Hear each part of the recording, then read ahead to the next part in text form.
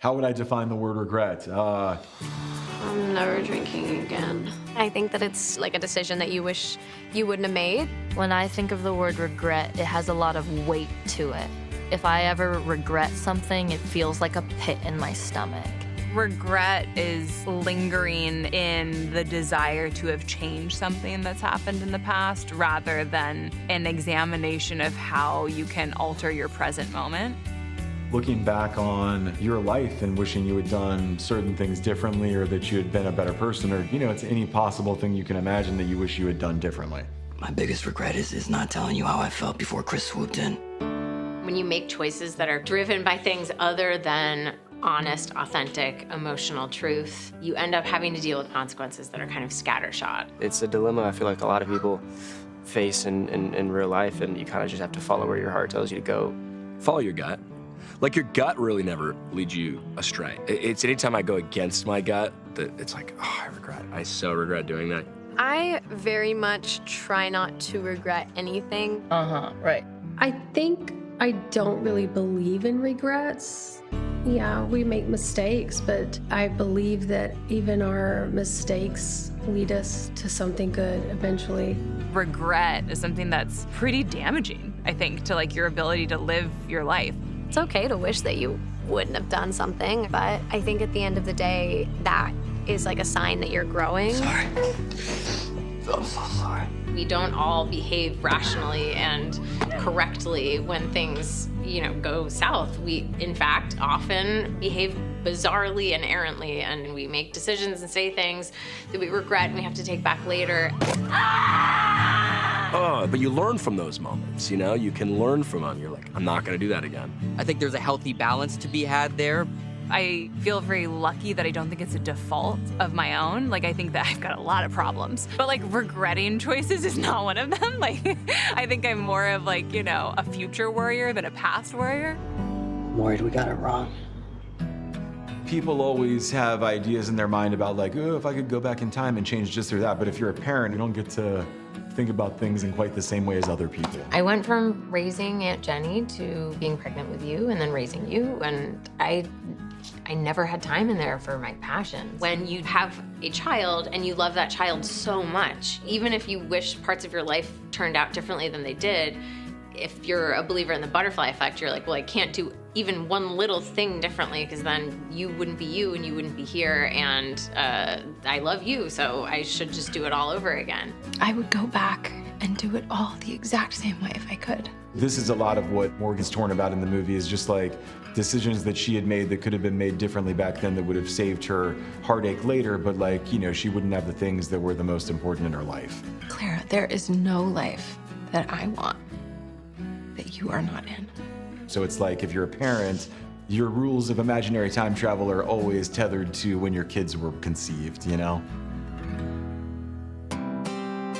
I think that regret is a real killer. I think that, like, if you are living in the past in that way, I think that there's no way of, like, having a future or a present. That's just how I try to live my life. I don't like to look back on things and think, oh, how could that have gone differently? We did get it wrong. It should have been us. It's like you can't think that way because life is too short to think that way. So it's like I'm thankful for all of the experiences that made me who I am. Probably should be a third word added to the title because it's about not having that regret. What's going on? Surprise, bitch! Lexi. Sorry. Hello. Come with me. Where? Mom? Nothing. Oh. Okay, just be careful. What is a promposal? A promposal is an elevated way to invite somebody to prom. It's more of a production than just asking someone. Ta-da! What is this? Throughout this story, Miller takes a lot of videos and documents his little adventures he has with Clara and makes this short film to help boost his film school application for college, and he uses it as promposal. I know you said no lame promposals, but I kind of already started this before you said that, so I hope you like it. Clara, I think you should go to prom with me. So we didn't have promposals when I went to prom, but they're really big online and they were really big on, TikTok at the time. I liked that Clara didn't want a promposal, but at the same time, Miller had been secretly working on a promposal the whole time. I love the promposal scene. I mean, it's such a good promposal. Oh, I wish Miller was real. I don't even know what I'd do if a guy like had been like taking all these like romantic little videos and like, oh, you go to prom with me? Like, ugh. You just drove by and I know you saw me standing here. All I think about is you. You're driving past me right now, and if you turn around, like, I'm gonna like tell you that I love you. I'm like obsessed with that. It's so romantic. I've never been to prom. So the only promposal thing I've ever done is for this character. Getting to do that and was a lot of fun and sort of like a little dream come true, getting to fake prompose to somebody. I've only ever been the promposer and not the promposee. I am a promposer. I went to a couple proms. I never got anything as intricate as this. I got like a little sign, you know, like, will you go to prom with me? Oh my God, I killed it. Bobby, did you go to prom? Well, first of all, I just want to say that there wasn't one girl in high school that didn't want Scott's number. During a not free period, I got this bouquet and I covered it in sheet music, and then I cut cut stars out of the sheet music and like taped a trail of stars from like the person's classroom to another classroom. A promposal. Ooh. Like for my prom? Okay, we got pigeons, we got doves, we got all kinds of flowers from the sky, like biplane.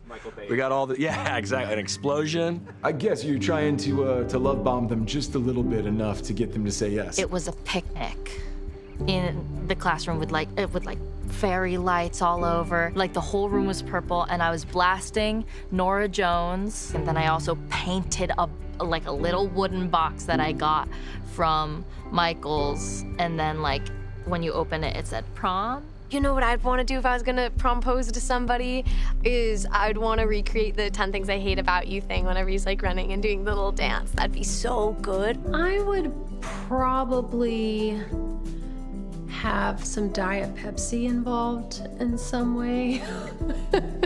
Mentos and Diet Pepsi and an explosion. I would go big. Oh, they totally said yes, because I killed that. Okay, what do you say, Clara Grant? You go to prom with me? Of course I will. Yay! Oh my goodness. Thank you for clicking on our video, everybody. If you like what you saw here, please make sure you like the video and subscribe and share with your friends who like this sort of content. Joblo remains an independent company, and we appreciate all of your support.